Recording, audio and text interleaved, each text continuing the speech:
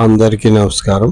జై ప్రజారాజ్యం 2029 ఛానల్కి స్వాగతం. మీరు కనుక ఇంకా ఈ ఛానల్ సబ్స్క్రైబ్ చేయనట్లయితే దయచేసి వెంటనే సబ్స్క్రైబ్ చేయండి.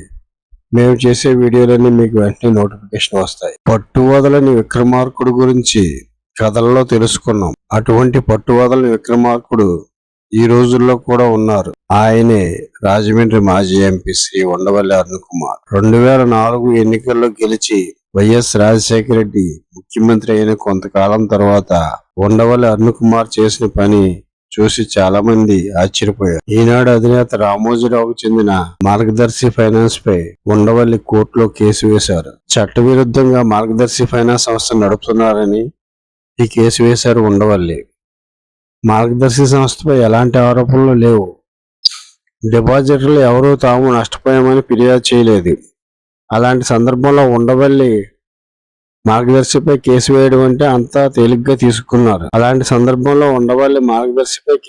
అంటే అంతా తేలిగ్గా తీసుకున్నారు. వైఎస్ ముఖ్యమంత్రి కాబట్టి రాజకీయ వైరంతో ఆయనే వెనక ఉండి ఉండవల్లితో కేసు వేయించారని అంతా భావించారు. ఈ కేసు ద్వారా రామోజీకి ఏదో నష్టం కలిగిపోతుందని ఎవరు అనుకోలేదు. అంతా నిబంధనల ప్రకారమే జరిగిందని మార్గదర్శి చెబుతోంది కాబట్టి కేసు నిలబడదనుకున్నారు అంతా. కానీ రాను రాను కేసు గట్టిగా నిలబడింది.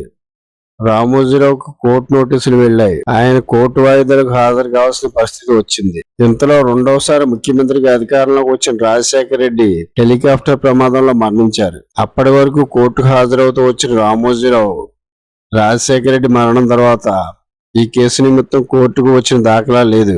అయితే వైఎస్ మరణించిన ఉండవల్లి కోర్టులో తన పోరాటం ఆపలేదు. అయితే 2018లో హైకోర్టు ఏపీ తెలంగాణ మధ్య బైఫర్కేషన్ జరుగుతున్న సమయంలో రామోజీ తనకు పలుకుబడి ఉపయోగించి ఈ కేసు క్లోజ్ చేయించేశారు. తాను వేసిన కేసు క్లోజ్ అయిపోయిందనే విషయం పాపం ఉండవల్లికి 1 సంవత్సరం వరకు తెలియలేదు. తనకు తెలియకుండా కేసు ఎలా క్లోజ్ అవుతుందని ఆయన హతాశుడయ్యారు. అండగా నిలిచిన వైఎస్ లేరు. కేసు క్లోజ్ అయిపోయింది.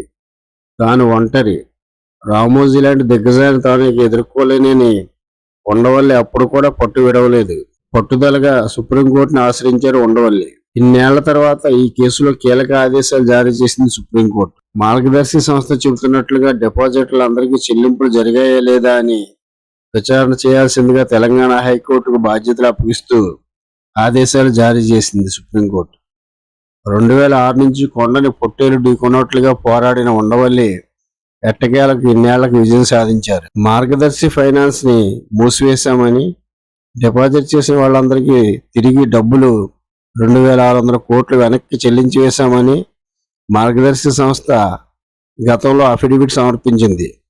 ఆ ప్రకారం డిపాజిట్దారులందరికీ చెల్లింపులు జరిగాయా లేదా అని తెలంగాణ హైకోర్టు ఆధ్వర్యంలో విచారణ జరిపించమని సుప్రీంకోర్టు ఆదేశించింది. 6 నెలల్లో విచారణ పూర్తి చేయమని గడువు విధించింది. పట్టువదలని విక్రమార్కుల్లో పోరాడి ఉండవల్లి అరుణ్ కుమార్ సాధించిన విజయం ఏమిటంటే చట్టం సామాన్యుడి పట్ల ఎలా వ్యవహరిస్తుందో ఉన్నత స్థాయిలో ఉన్నవారి పట్ల కూడా అదే విధంగా వ్యవహరిస్తుందని నిరూపించడం. సుప్రీంకోర్టు ఆదేశాలతో అదే నిరూపణ అయింది. ఈ వీడియో కనుక మీకు నచ్చినట్లయితే లైక్ చేయండి, షేర్ చేయండి. మన జై ప్రజారాజ్యం ఛానల్ని సబ్స్క్రైబ్ చేయండి.